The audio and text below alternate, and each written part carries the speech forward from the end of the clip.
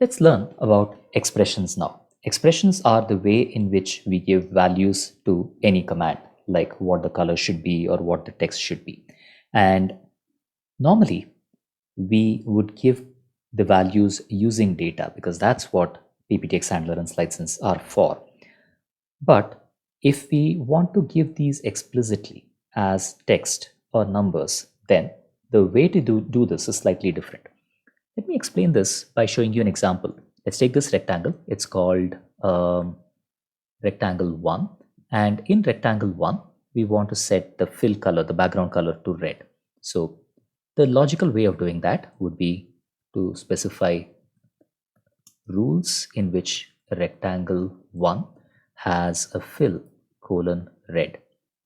When I run SlideSense to take this input presentation and the source, it says name red not defined. That's because it thinks red is actually a formula or a variable name or a data set. We want to tell it that no, I don't want you to pick the value from a data set or a variable called red. I just want you to use the string red. And the way to do that is using formatted string literals in Python, which is F open quotes, close quotes.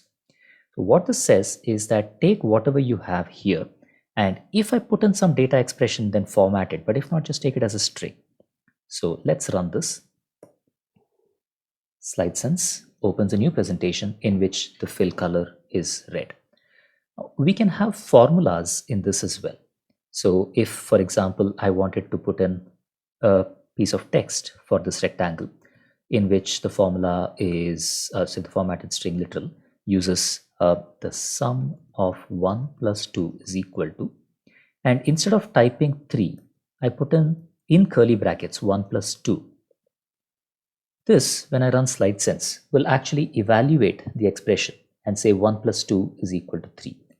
Anything within curly brackets is, or anything within braces is treated as a Python expression and evaluated as such.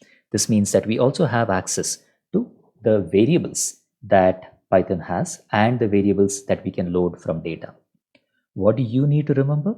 If you're simply specifying the fill or the text, make sure that you wrap it with F quotes. And if you don't, and even if you just leave the quotes as they are without the F, you can get errors such as syntax error or such as the name error that you saw a while ago.